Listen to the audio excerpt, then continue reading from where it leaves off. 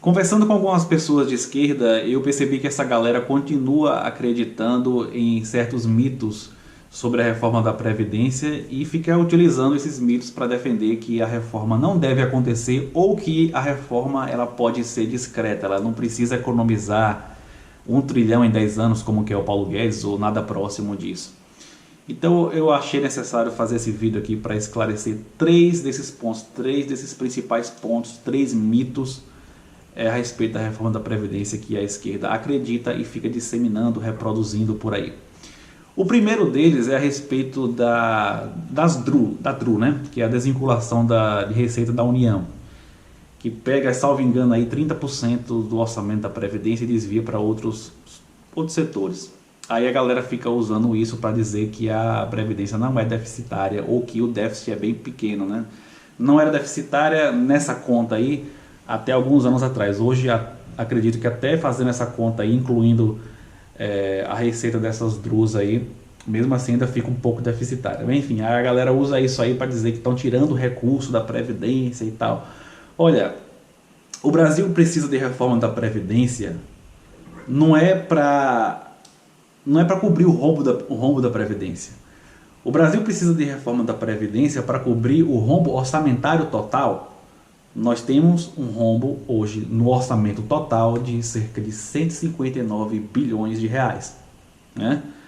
Então não adianta nada recuperar essas receitas que foram desviadas da Previdência, colocar na Previdência novamente e vai tirar de outros lugares, vai tirar da infraestrutura, da educação, da saúde, enfim, não adianta zorra nenhuma. Então nós precisamos, essa galera precisa colocar isso na cabeça. Que legal, né? Essa galera precisa colocar isso na cabeça. A gente precisa de reforma da Previdência, não é para cobrir o rombo da Previdência, é para cobrir o rombo no orçamento total, no orçamento primário do Brasil. E sempre quando se entra nessa questão aí do rombo do orçamento da União, essa galera levanta a questão dos tributos para ricos, né? Da elevação dos impostos para ricos aqui no Brasil, da criação do imposto sobre lucros e dividendos e tal, que poderia resolver o nosso rombo orçamentário. Olha só, vamos falar sobre isso aí. Primeiro, colocar rico para pagar imposto no Brasil, colocando aí imposto sobre lucros e dividendos, elevar imposto sobre heranças e doações, uma nova alíquota de imposto de renda e tal, isso não daria um caminhão de dinheiro como a galera acha que dá. Por exemplo, a criação de imposto sobre lucros e dividendos daria uma receita mais ou menos arredondando de 50 bi. É muita coisa, mas também não é esse caminhão de dinheiro que a galera acha. Se você colocar aí a elevação de alíquota sobre heranças e doações e tal, não vai dar esse caminhão todo de dinheiro. E uma nova alíquota de imposto de renda também não vai arrecadar tanto assim, porque a grande massa da população brasileira ganha menos de 4 mil reais por mês. Então, assim, arredondando, né, sendo bastante otimista, vamos dizer que daria para arrecadar 100 bi a mais, 100 bilhões a mais. Botando rico para pagar imposto nesse país, rico e classe média alta, né? 100 bi não paga nem nosso rombo anual, que como eu falei, está girando em torno de 159 bi. Então, esquece, isso não resolve o nosso problema. Isso nos ajuda, principalmente no curto prazo, nos ajudaria bastante, mas no médio ou longo prazo não nos ajuda em quase nada, né? Pelo menos quando se fala dessa tendência de crescimento do rombo orçamentário por conta da Previdência. Então, isso não pode ser usado como argumento para ser contra a reforma da Previdência ou para ser a favor de uma reforma mais discreta. E o terceiro mito é a tal das dívidas das empresas com a Previdência, que totaliza aí cerca de 450 bilhões. Eu já li várias matérias, tem matéria que diz que é 500 bi, outras 400 bi, 450 bi. Enfim, vamos deixar aí na média 450 bi, mais ou menos. É a dívida total de empresas, né, com a Previdência. Olha, no meio desse bolo aí tem um monte de coisa, inclusive empresas que já faliram há muito tempo. O total de dívidas de empresas que já faliram pega mais ou menos a metade desse bolo. Então esquece a metade desse bolo aí, que isso é impagável. Empresa que já faliu não vai pagar. No bolo aí tem até Varig no meio, que já faliu há muito tempo. Enfim. E mesmo dessa outra parte que é possível recuperar, que daria, vamos arredondar aí, 250 bi, 220 bi mais ou menos. Eu estava lendo uma matéria do Correio Brasiliense, que eu vou linkar aqui, Do ponto de vista jurídico, a esperança, do ponto de vista mais pragmático, né, a esperança é conseguir recuperar mais ou menos cerca de 87 bi, 90 bi mais ou menos, desse valor aí. Aí os pormenores jurídicos é uma coisa que eu não entendo muito bem, mas aí a análise que foi feita foi essa. É uma análise mais jurídica, né, do que é que pode ser recuperado dessa dívida total. Então veja que é muito pouca coisa, né? E mesmo considerando que daria para recuperar 250 bi, né, que é o total de empresas ainda que estão ativas, né, sendo bastante otimista aí, que não daria nem isso na verdade, pela matéria do Correio Brasiliense, esse total de dívida de empresas ativas dá 150 bi mais ou menos.